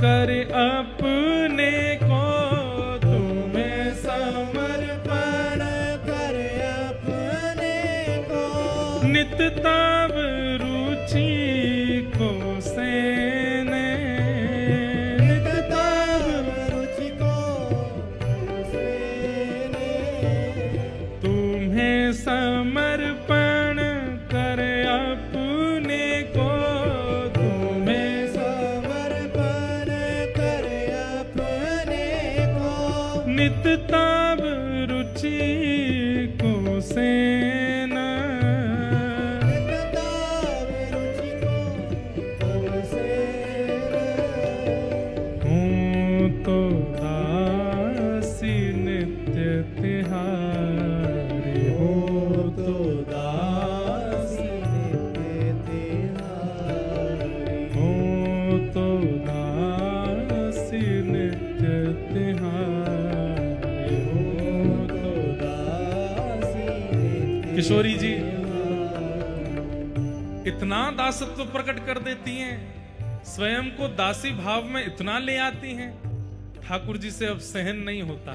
तब इस पद की अंतिम पंक्ति ठाकुर जी गाते हैं, किशोरी जी को अपने हृदय से लगाते हैं और हृदय से लगाते हुए गा रहे हैं। तुम मोहे प्राणेश्वरी हृदयेश्वरी तुम मोहे प्राणेश्वरी हृदयेश्वरी तुम मोहे प्राणेश्वरी हृदयेश्वरी तुम मोहे प्राणेश्वरी हृदयेश्वरी कांता कहीं सुच पावो कांता कहीं सच पाओ। यहाँ पर ठाकुर जी क्या कह रहे हैं? आप मेरी प्राणेश्वरी हो, आप मेरी हृदयेश्वरी हो, ये सब बातें मत कहो। अरे मैं तो ऐसा हूं। बोले कैसा? कोई अगर आपको मेरी कांता कहता है और मुझे आपका कांत कहता है तो मुझे तो मीठी मीठी शर्म आती है और बहुत अच्छा लगता है। ठाकुर जी कह रहे हैं जब मैं आपका कांत हूं ये कोई कह देता है और मैं सुन लेता हूं, मुझे बहुत सुख मिलता है। आप मेरी कांता हो ये मैं सुन लेता हूं तो ये सुनकर के मुझे बहुत सुख मिलता है। इसलिए हमने कहा कि ठाकुर जी के सामने जाके कहे करो बोल वृषभानु के जमाई की।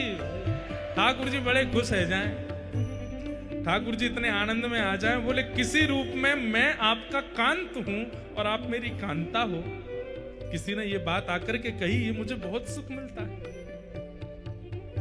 हे राधा कांत, हे प्रिया कांत, हे वृंदावनेश्वरी कांत, जब ये कहकर के हम ठाकुर जी को संबोधित करते हैं ठाकुर जी फूल जाते हैं, आनंद में आ जाते हैं। कभी अगर ठाकुर जी को बहुत प्रसन्न करना हो तो सुक्ति दे रहे हैं, किशोरी जी के अनंत नामों का उच्चारण करो और हर नाम के आगे ठाकुर जी से कहो कांत। आप कांत हो, आप राधा के कांत हो, आप सर्वेश्वरी के कांत हो, आप ब्रजेश्वरी के कांत हो, आप रम्या के कांत हो। राधा सहस्त्र नाम का उच्चारण जगन्नाथ जी के सामने कीजिए, पर एक बीच में संबोधन कर लीजिए, हर नाम के आगे कांत कह दीजिए, आप कांत हैं। महाप्रभु जगन्नाथ जी इतने प्रसन्न हो जाएंगे, इतने प्रसन्न हो जाते हैं ठाकुर जी। जब कोई अष्ट सखाओं का एक पद भी है, अभी ढूंढ करके सुनाऊंगा। उस पद में अष्ट सखा कह रहे हैं कि ठाकुर जी किशोरी जी से कहते हैं कि अरे जब सखा आपस में चर्चा करें और चर्चा करते भाई यूं कह दें ना कि भैया इन दोनों की तो जोड़ी है, लाला तो हमारो लाली को कांत है। अरे श्यामाजू मैं कहा बताऊं, मेरे मन रूपी मयूर ऐसे नृत्य करें, मेरे तन की रोएं ऐसे खड़े हो जाएं, मैं तो लत्ता सहित जमुना जी में कूद जाऊं, आनंद में नृत्य करन लगूं, झूम झूम करके गाऊं, आनंदित है जाऊं। क्यों मोकू आपको कांत कह दियो कोई ने? इतना प्रिय है ठाकुर जी को। सब स्तुतियां गाओ, सब अर्चनाएं करो, पर किशोरी जी के नाम के आगे कांत शब्द प्रयोग करके ठाकुर जी को सुनाओ और ये कहते हुए कि इनके आप कांत हो, इनके आप पति हो। और राधा कृपा कटाक्ष कहने का अवसर नहीं हो, ठाकुर जी के सामने जाके सीधे कह दो बोल बरसाने के जमाई की, वृषभानु के जमाई की, कीर्ति मैया के लाला की। लाला तो नहीं है, दामाद हैं। जामाता की जय हो। ठाकुर जी खुश हो जाते हैं। एक और है, बोले कहा श्री दामा के जीजा जी की जय हो। ठाकुर जी खुश हो जाते हैं। किसी रूप में मुझे कांत तो बताया।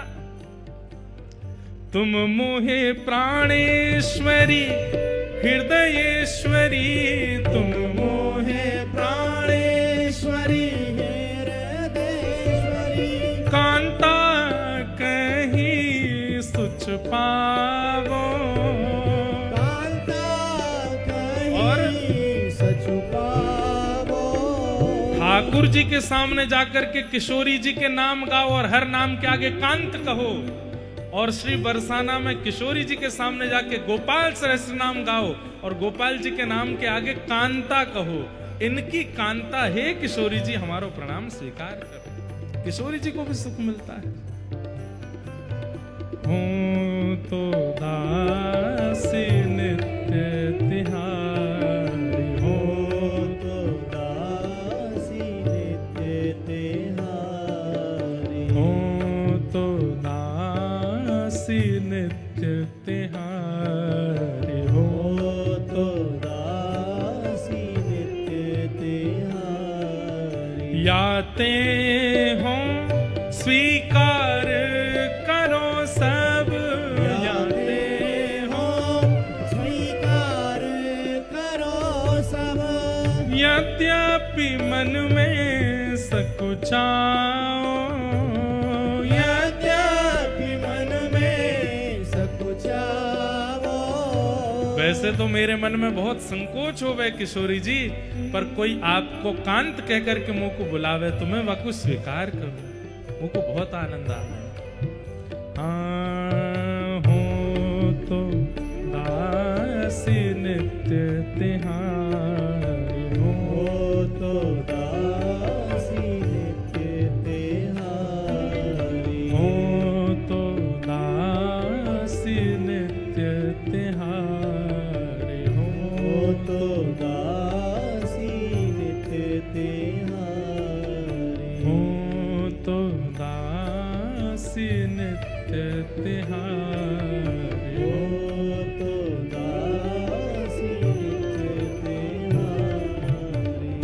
अपने संपूर्ण कथा समय काल में हमने आज ये तीसरी बार पद गाया होगा।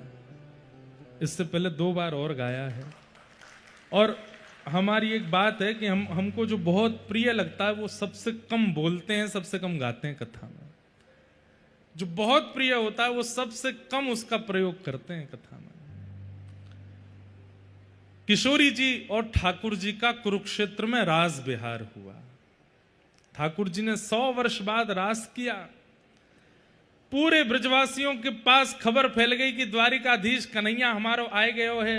सब ब्रजवासी इकट्ठे है गए और सबने आए करके लाला पकड़ लिए। वो लाला तू परसों की कह के गए, बरसों बीत गए, लौट के नहीं आए हो वृंदावन। दाऊ दादान को कछु सखान ने घेर लिया और ठाकुर जी को सब ब्रजवासी और द्वारिकावासी सब एक हो गए। और द्वारिकावासी भी ठाकुर जी के चरणों में प्रणाम करके निवेदन करने लगे, हे ठाकुर जी, इन ब्रजवासियों का इतना प्रेम, इतना स्नेह है, वचन निभा दीजिए ना। द्वारिका से तो वृंदावन फिर भी दूर है, कुरुक्षेत्र के तो पास ही है। ठाकुर जी ने आज्ञा दी, ठीक है हम ब्रज चलेंगे। और तब सब ब्रजवासियों ने आनंद में भर के महाराज सुंदर सुंदर रथों का निर्माण किया। उसमें सुंदर चक्के लगाए गए, ऊपर से कपड़ा लगाए गए, कोई लोहा का प्रयोग नहीं, केवल लकड़ी से ठाकुर जी का रथ तैयार किया।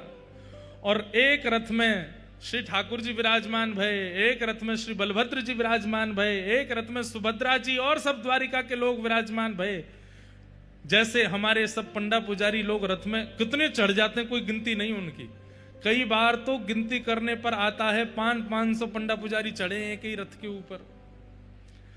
कभी कभी आप देखेंगे नीचे जो रथ के चक्का है ना, इन चक्काओं के बीच में भी जगह होती, महाऊ बैठे होते हैं भीतर। ऐसे ही सब ब्रजवासी जन और सब द्वारिका के लोग एक ही रथ में सब लोग चढ़ गए और महाराज प्रेमी जन ब्रजवासी जन खींच खींच करके रथ को श्री कुरुक्षेत्र से व्रजधाम लेकर के जा रहे हैं, वृंदावन लेकर के आ रहे हैं। और श्री ठाकुर जी 100 वर्ष बाद वृंदावन पधारे। यहां किशोरी जी सब सखियों के साथ जब वृंदावन थोड़ी दूरी पर रह गया है, तब किशोरी जी ने आज्ञा ली है, बोले कि अब हम पहले पहुंच जाएं। बोले क्यों, आप आएंगे तो आपकी स्वागत की सब व्यवस्था होगी।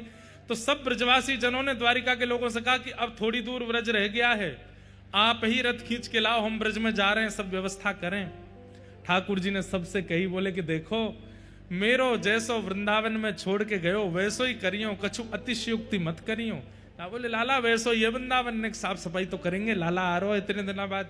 सब ब्रजवासियों ने जाकर के अपने घर सजाए, अपने घरों पर फूल मालाएं सजाई, सुंदर सुंदर दिए जलाए, अपने घर के बाहर सुंदर गोबर के लेप किए और सब ब्रजवासियों ने अपनी अपनी गैया बाहर बांध दी कि लाला देखे, क्योंकि सब ब्रजवासियों की गैया चराई है ठाकुर जी ने। ठाकुर जी जब नंद बाबा से मिले तो यही पूछ रहे, मेरी धौरी गैया अब दूध देवे 100 साल बाद। नंद बाबा बोले लाला तू जब ते ब्रजते गयो है, कोई गैया ने भी बालक को जन्म दी दियो और बछड़ा बछिया जितने छोटे हते वो उतने ही है बहू, कोई बड़ो ना भयो, सबरे नेक से, जैसे हमारो लाला छोटो सो वैसे बछड़ा बछिया नेक से हैं। बंधुओं, त्रेता में 14 वर्ष का वियोग दिया था अयोध्या वासियों को, पर ब्रजवासियों को 100 वर्ष का वियोग दिया। और जैसी अयोध्या की हम खबर सुनते हैं, ना किसी ने जन्म लिया ना किसी के प्राण गए, वही व्रज में स्थिति है। लेकिन व्रज में एक और बात है कि कोई बड़ा छोटा भी नहीं हुआ, सब उतने ही हैं। ठाकुर जी की सब बछड़ा बछिया भी आज उतने ही हैं। असंख्य गाय ठाकुर जी का स्वागत कर रही हैं। ठाकुर जी रथ से उतर करके गायों को प्रणाम करते हैं, एक एक गैया को अपने हृदय से लगाते हैं, ब्रज को प्रणाम करते हैं, वृक्षों को हृदय से लगाते हैं। घर घर जाकर के ठाकुर जी सुंदर माखन मिश्री को भोग लगा रहे हैं। सब द्वारिका के लोग इस लीला का दर्शन कर रहे हैं। अभी तक तो द्वारिका के लोगों ने केवल लीला सुनी थी, आज प्रत्यक्ष दर्शन हो रहा है व्रज का। ठाकुर जी सब द्वारिका के लोगों को बता रहे हैं, यहाँ पे हम यूं गैया चराते, यहाँ पे हम ये लीला करते, यहाँ पे ये लीला करते। और ये लीलाएं दर्शन करके सब ब्रजवासी अति आनंदित हो गए। सब ब्रजवासी लाला को कंधा पे उठा करके नृत्य करने लगे। कन्हैया ले चल पल्ली पार, जहां विराजे राधा रानी, जहां विराजे श्यामा प्यार, अलबेली सरकार, संवरिया ले चल परले। बंधुओं, इसी भावना से रथ यात्रा होती है ठाकुर जी की। ये चैतन्य महाप्रभु ने राजा को बताया, भैया वो गुंडीचा मार्जन साफ सफाई के लिए तुम सेवकों को मत भेजो, वो तो हमको करना चाहिए। क्यों? बोले क्योंकि हमारे ठाकुर जी वृंदावन आ रहे हैं, हमारे ठाकुर जी वृंदावन वापस आ रहे हैं। ये वही लीला का यहां पर दर्शन होता है। ये रथ में विराजमान होकर ठाकुर जी वृंदावन जाते हैं। आप लोगों को रथ यात्रा में आकर के ठाकुर जी के रथ के आगे नाचना चाहिए, भुजा उठा करके आनंदित होना चाहिए। और एक दिन पूर्व आकर के गुंडीचा में जाके चाहे जहां एक कोना भी मिल जाए अपने हाथ से मार्जन करना चाहिए, इसी भाव से कि हम ब्रजवासी हमारे श्याम सुंदर आ रहे हैं। इस बार तो हमने उल्टा रथ का दर्शन किया था, पर ठाकुर जी कृपा करेंगे एक बार ठाकुर जी जब रथ में विराजमान होके आते हैं, हम सब भी यहाँ पे ऐसी योजना बने यही कथा हो जाए और सबरे श्रोताओं के साथ जाएंगे गुंडीचा में, जाके झाड़ू लगाएंगे, पूरे गुंडीचा को धोएंगे। हम तो ब्रजवासी, हमारा तो अधिकार है, लाला आवेगो। बढ़िया कलशों में जल भर भर के जाएंगे, गुंडीचा को साफ करेंगे, स्वच्छ करेंगे और श्री रथ के आगे खूब उछल उछल के नाचेंगे, इसी भाव से कि हम ब्रजवासी, हमारो लाला आ रहा हो वापस। जहां विराजे श्यामा प्यारी, जहां विराजे श्यामा प्यारी, जहां विराजे राधा रानी, जहां विराजे राधा रानी, अलबेली सरकार, संवरिया ले चल परले पार, संवरिया ले चल। जब श्री मंदिर में दर्शन करने जाएंगे और फिर श्री मंदिर से गुंडीचा जाओ, कल या परसों में जाएंगे, तो गुंडीचा क्या है? वृंदावन है, जहां विराजे राधा रानी। रथ यात्रा में ब्रजवासियों को यही गाना चाहिए, लाला ले चल पल्ली पार। कहां? बोले जहां विराजे राधा रानी। जिस वृंदावन में हमारी श्यामा जी विराज रही है, वहां चले। सवरिया ले चल परली पार, सवरिया ले चल पल्ली पार, जहां विराजे श्यामा प्यारी,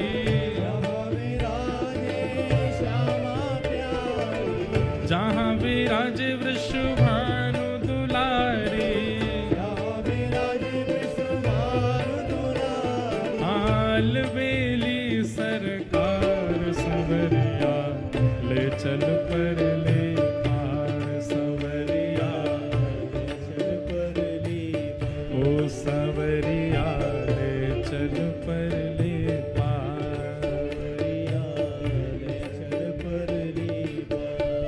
हाँ गुण अवगुण सब तेरे अर्पण, गुण अवगुण सब तेरे अर्पण, पाप पुण्य सब तेरे अर्पण,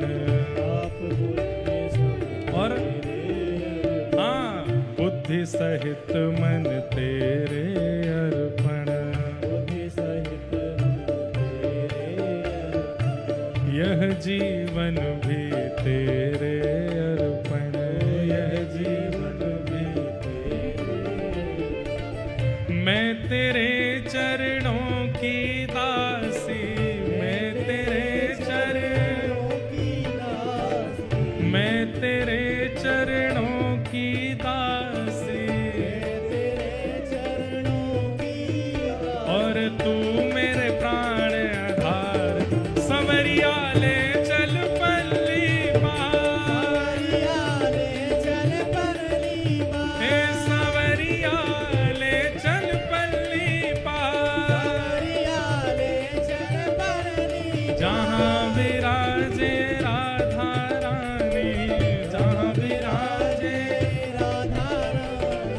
जहां विराजे श्यामा प्यारी, जहां विराजे और अलबेली सरकार, सवरिया ले चल परली पार, हाँ सवरिया ले चल परली पार, बोलो वृषभानु दुलारी।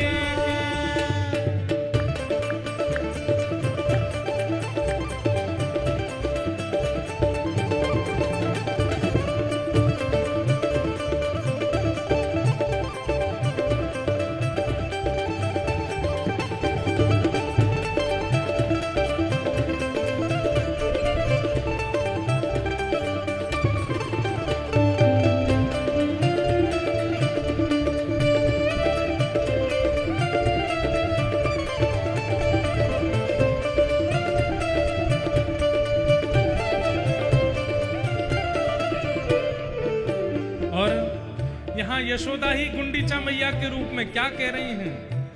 तेरी आस लगा बैठी हूँ, तेरी आस लगा बैठी, अपना आप भुला बैठी हूँ, हाँ आंखें खूब थका बैठी हूँ, आंखें खूब सांवरिया में तेरी रागिनी, सांवरिया में, सांवरिया में तेरी रागिनी, और तू मेरा राग मल्हार, सांवरिया ले चल पल्ली पार, सांवरिया हे सांवरिया ले चल पल्ली पार,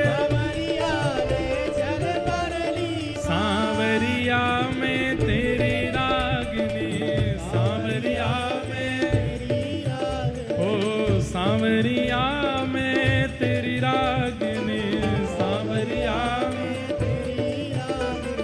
तू मेरो राग मलार सवरिया ले चल पल्ली पार सवरिया ले चल परली सवरिया ले चल पल्ली पार सवरिया ले चल परली जहाँ विराजे वृषभानु दुलारी विराजे वृषभान दुलारी हे श्यामा प्यारी प्यारी वृषभानु दुलारी ओ मेरी श्यामा प्यारी श्यामा प्यारी वृषभानु दुलारी दुलारी जहाँ विराजे श्यामा प्यारी विराजे श्यामा प्यारी हाल मेली सरकार संवरिया ले चल पल्ली पार हे संवरिया ले चल पल्ली पार हे नाथ नाथ नाथ भजो नाथ जगन्नाथ हे नाथ नाथ नाथ भजो नाथ जगन्नाथ हे मेरे प्राणनाथ भजो नाथ जगन्नाथ हे नाथ नाथ नाथ भजो नाथ जगन्नाथ हे नाथ नाथ नाथ भजो नाथ जगन्नाथ नाथ नाथ नाथ भजो हे नाथ नाथ नाथ भजो नाथ जगन्नाथ हे मेरे प्राणनाथ भजो नाथ जगन्नाथ हे मेरे प्राणनाथ भजो नाथ जगन्नाथ हे मेरे प्राणनाथ भजो नाथ जगन्नाथ जय जय श्री राम जय जय श्री राम जय जय श्री राम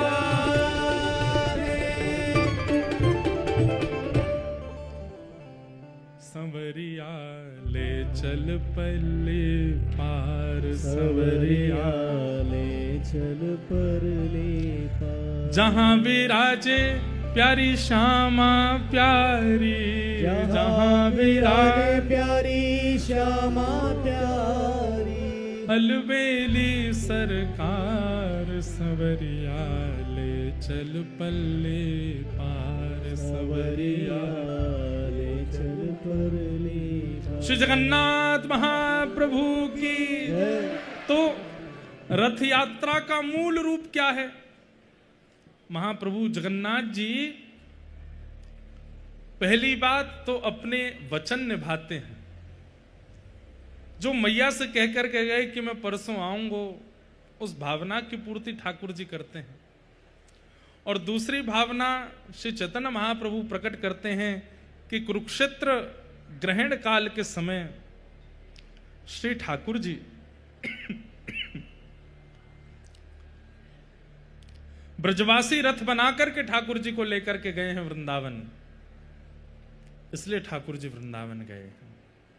और उसी भाव से हर वर्ष ठाकुर जी वृंदावन जाते हैं। इसलिए रथ यात्रा उसका महत्व अति है।